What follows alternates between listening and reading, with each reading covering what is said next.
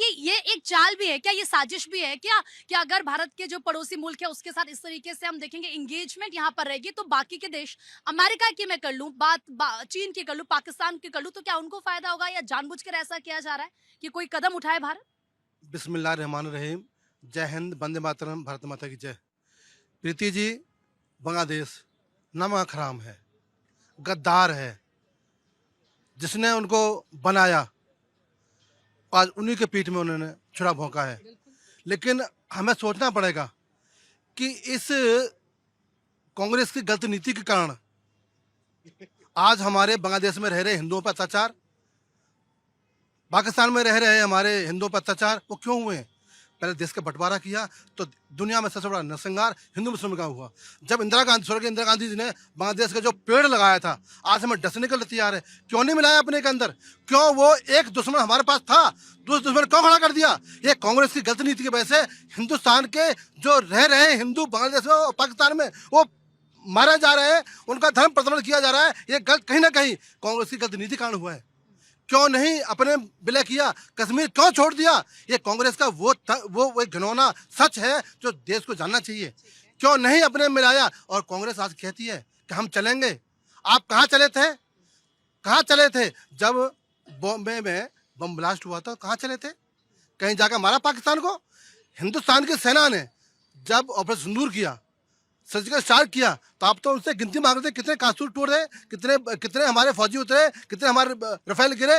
तो आप तो सेना से सवाल मांगते हो। आप सरकार से पूछो, सरकार को हिलाओ, सरकार को जगाओ, किसने मना किया है? अब जब सेना से पूछोगे ना तो दुख हमें होगा कि सेना देश की सुरक्षा पे हम पहरा देती है। सर्दी गर्मी में हम सोते आराम से।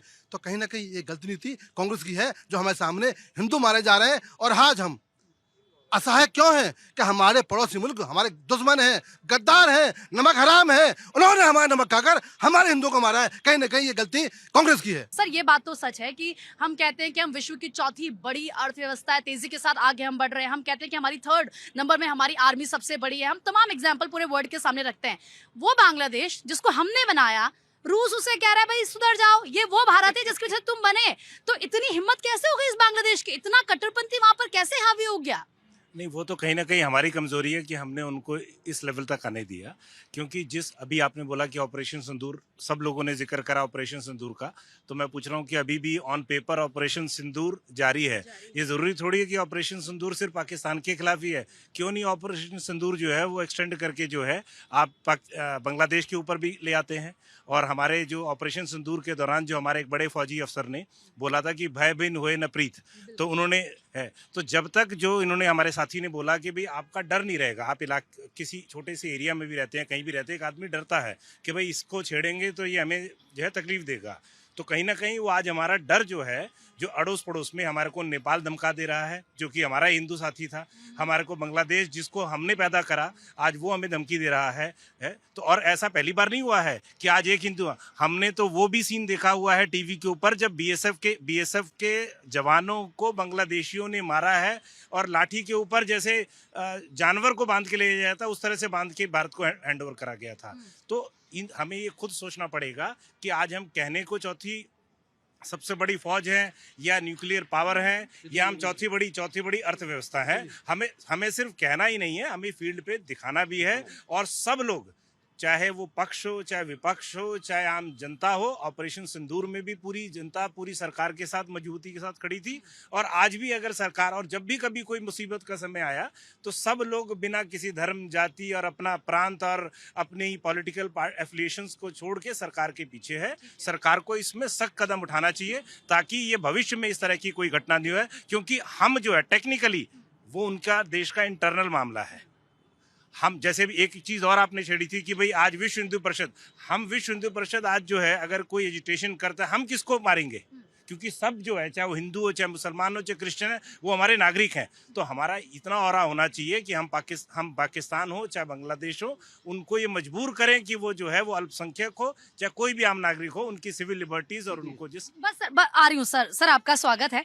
सर एक बात बताइए, बांग्लादेश में हालात इतने ज्यादा बिगड़ गए हैं, बातें तो बड़ी बड़ी होती हैं, हिंदुओं को वहां पर मारा जा रहा है, टारगेट किया जा रहा है, हिंदू युवक को जला दिया गया, हिंदू संस्थानों पर हमले हो रहे हैं, हिंदू समर्थकों पर, जो भारत के समर्थक है उन पर हमले हो रहे हैं। भारत सरकार क्या कर रही है, क्या कदम उठाएगी?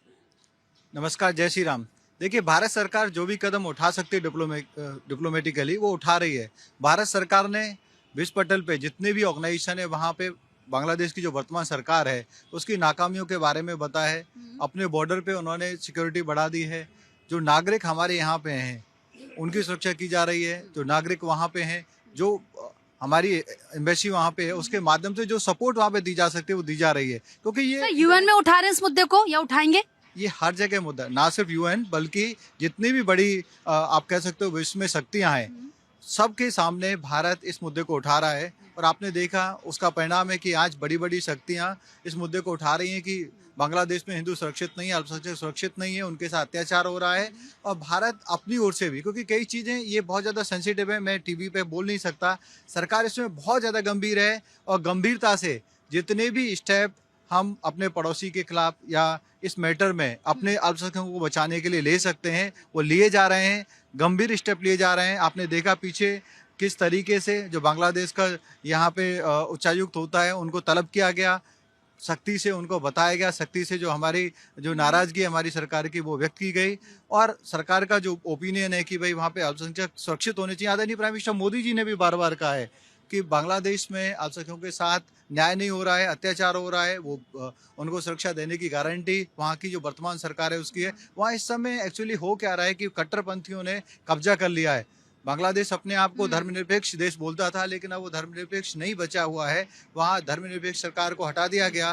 कट्टरपंथी, आईएसआई, पाकिस्तान का वहाँ पे क्लाउड, बहुत सारी चीज़ें वहाँ पे चल रही है। और मैं वहाँ पे जो कट्टरपंथी जिस तरीके से मारकाट कर रहे हैं उसकी निंदा करता हूँ, पार्टी की तरफ से भी निंदा करता हूँ और एज ए इंडिविजुअल भारत के नागरिक के तौर पे भी मैं उसकी निंदा करता हूँ।